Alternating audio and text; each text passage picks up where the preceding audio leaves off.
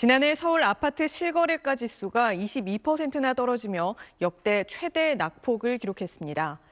이런 부동산 한파에 매매나 전세 거래가 크게 줄었지만 유독 월세 거래는 활발히 이루어지고 있습니다. 왜 그런지 이혜미 기자가 취재했습니다. 이 빌라는 지난해 서울 소형 빌라 가운데 월세 가격이 가장 높았습니다. 전용 면적 27.95제곱미터에 보증금 800만 원, 월세는 무려 450만 원으로 계약이 체결됐습니다. 지난해 서울에서 이뤄진 소형 빌라 월세 계약 중 월세가 100만 원 넘는 고액 거래는 모두 3천 건이 넘었습니다. 2년 전인 2020년보다 3배 정도 늘어 관련 통계가 집계된 이후 가장 많았습니다. 전세는 소비자들의 선택을 안 해요. 이자가 오히려 더 비싸니까. 월세를 찾다 보니까 월세가 가격이 올라갈 수가 있어요. 빌라뿐만 아니라 아파트 월세 거래도 빠르게 늘고 있습니다. 지난해 전국 아파트 임대차 계약 가운데 월세 거래는 절반에 가까운 비중을 차지하며 역대 최고를 기록했습니다. 높은 금리 탓에 전세 대출 부담이 커진 데다 최근 불거진 전세 사기 우려로 안전한 주거지를 찾는 사람들이 늘면서 수요가 급격히 줄어든 전세의 자리를 월세가 채우고 있는 겁니다. 주택가격 하락기에는 기본적으로 전세를 끼고서 주택을 구입하려는 수요가 줄어들겠죠. 시장 내에서 임대로 운영하려는 사람, 그러니까 월세로 운영하려는 사람들이 많아질 테니까요. 전문가들은 금매를 중심으로 거래가 풀리고 있지만 고금리 속 집값 하락세가 유지되는 상황에서 월세 가속화는 당분간 이어질 걸로 전망하고 있습니다. SBS 이혜미입니다. 지난달 서울 아파트 매매가 지난 여름 이후 7개월 만에 1,000건을 넘겼습니다. 주택 가격 하락폭도 줄어들면서 다시 거래가 늘고 집값이 반등하는 것 아니냐는 전망도 나오는데 아직은 속단할 수 없다는 평가입니다. 이혜미 기자입니다. 서울 송파구와 강동구의 대규모 아파트 단지들입니다. 지난달 두 곳에서 각각 22건과 12건의 매매 거래가 이루어졌습니다. 한 달 전보다 거래량이 37%, 50%씩 늘었습니다. 훌쩍 뛴 금리로 얼어붙었던 부동산 시장에 올 들어 변화가 감지되고 있습니다.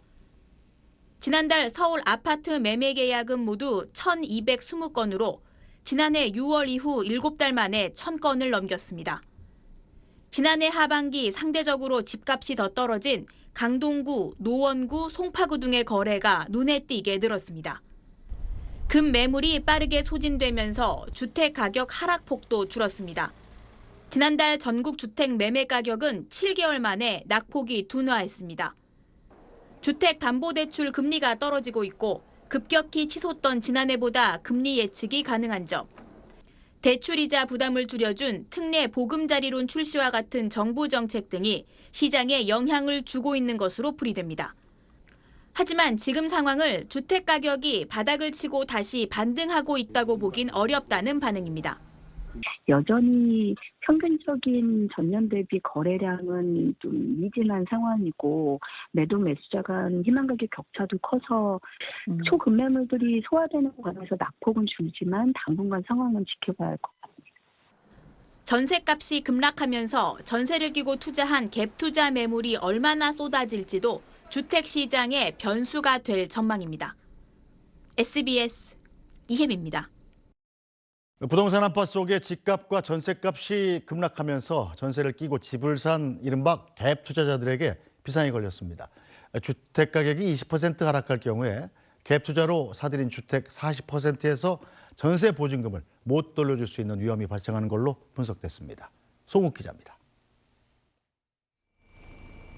국토연구원은 전세보증금 미반환 가능성이 있는 갭 투자 주택은 지난해 하반기부터 증가해 내년 상반기에 정점을 찍을 것으로 추정했습니다.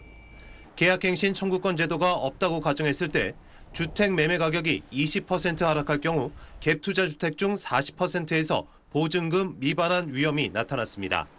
다만 임차인이 계약갱신 요구권을 100% 사용해 전세 계약을 유지할 경우 미반환 위험은 1% 수준까지 감소했습니다.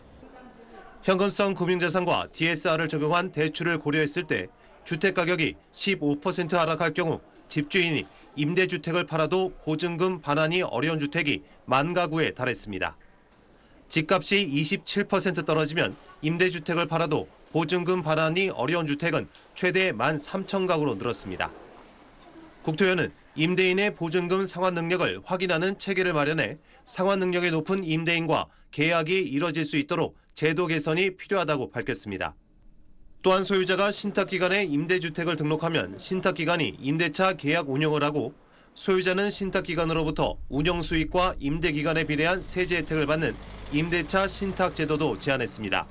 SBS 송욱입니다.